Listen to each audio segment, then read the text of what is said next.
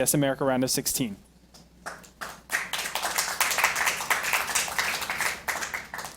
And here we go in the top left-hand corner as the blue Terran. It is Axiom's Heart.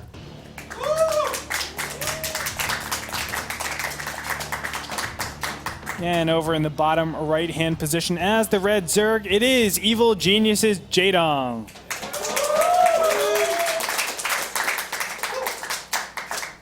It is Akalon Waste. Of course, you are the Zerg expert. Tell me exactly how Jaedong wants to be playing. Now, the features of the map, I'll actually draw a little bit of attention. The natural, it's so wide and open. It can be a little bit difficult to really defend if you're Terran a lot of times, but even Zerg might have a couple of problems with this, especially bunker rushes. But tell me how Zerg wants to be playing this out.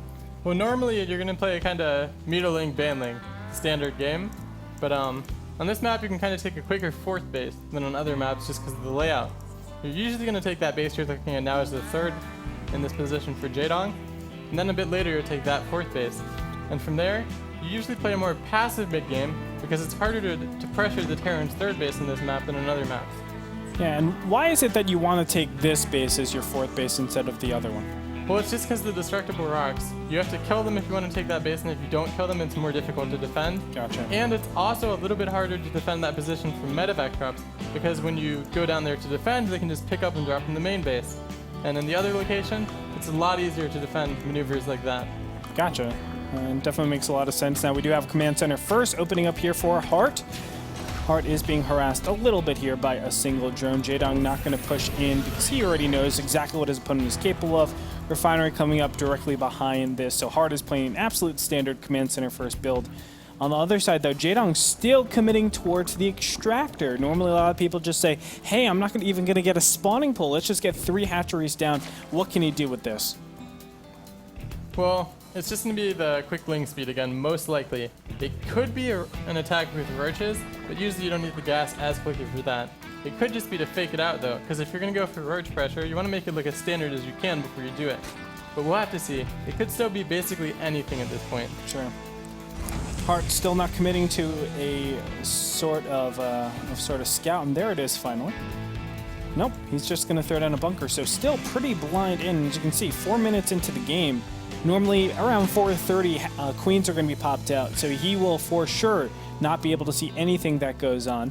Gas is still being mined, and metabolic boost has been thrown down. No roach warren indicating some sort of pressure in the early stages, and we're going to see Heart just tech up normally. This is the absolute standard thing that you can see from Command Center first. Gets 2 Marines, a factory. He will switch out, get a reactor eventually, and probably get a 3rd Command Center. Now, there are a couple of variations. We've seen a lot of barracks directly after this. On Akalon Waste, what's the best variation, would you say, for Heart? I think more of a defensive kind of position with a 3rd Command Center and then adding the additional barracks is best. On this map, it's a bit harder to do pressure with any kind of push because of the positioning of the 3rd. You can put 1 spine crawler and defend the ramp to the natural and the choke to the 3rd base in this map. Right here. But it looks like Heart is going for some pressure, and when your opponent doesn't expect it, this is the best time to do pressure, so it's understandable. And also look at Jaedong's overlords, and this is something really valuable. If you see the overlord isn't making this path, or even there was a scout with a marine on the bottom over here that would have an overlord approach up to this place where it's really good to just cross scout into the Terran base, well, guess what? You can put a lot of your production structures or whatever it is, your hidden tech, over here in the bottom left-hand side of the main base, and then it becomes such a valuable tool in the future cases. But how it stands right now, look at this. A lot of gas is being thrown down. A roach warren is popping up here, so we're going to see most likely some sort of 8-minute attack, 9-minute attack. This is kind of crazy. Yeah, this is actually the ideal opening for Heart against the roach pressure. Yeah. He has those additional barracks early enough, and he should be able to defend this without taking any damage. The only issue would be if he tries to push out without scouting and then is caught in the middle of the map.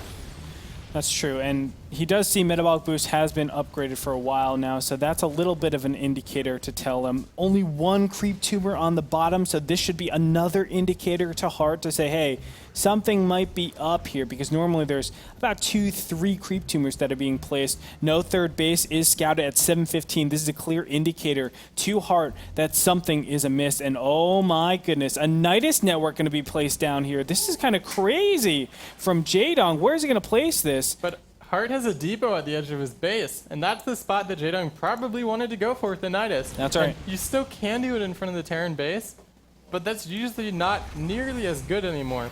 Yeah, I agree. And as you said it, Hart has the perfect build against what Jaedong is doing. He has the units just massing up in large numbers, and because those reactors are up so fast, he's going to be so good.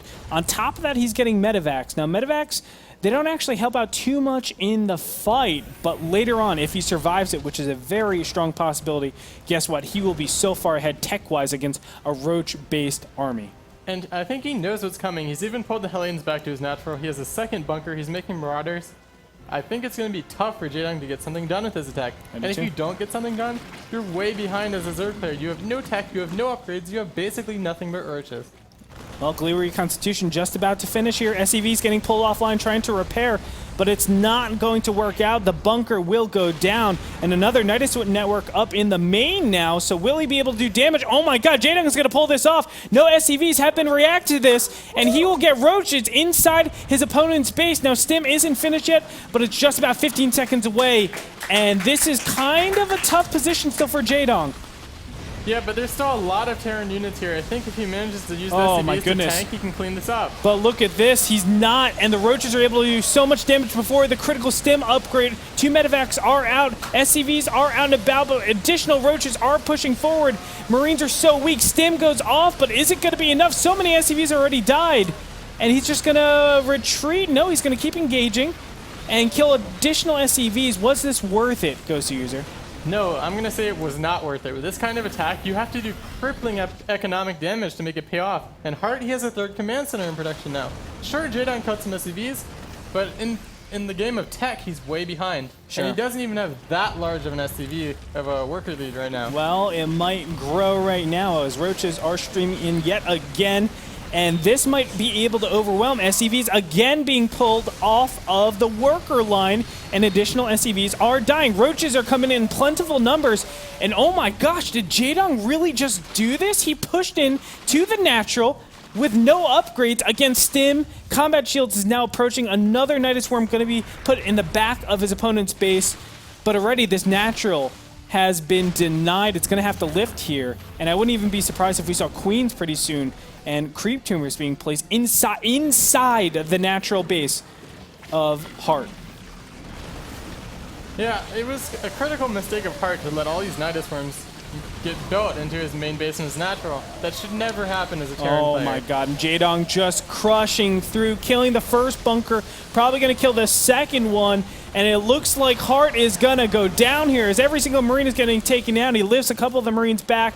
Hart knows that his life is on the line. Can he actually kill the Tech Labs that has combat shields approaching? I'm not sure. Yes, he's going to target it down, and down the upgrade goes. That's a critical upgrade not to have. SCVs again being pulled offline, and another Nidus Worm is going to be placed, but I think it's already too much. Ghost User Jaedong made it happen. Yeah, he definitely did make it happen. I thought he'd be in a lot of trouble. And there it is. GG, ladies and gentlemen. Jaedong will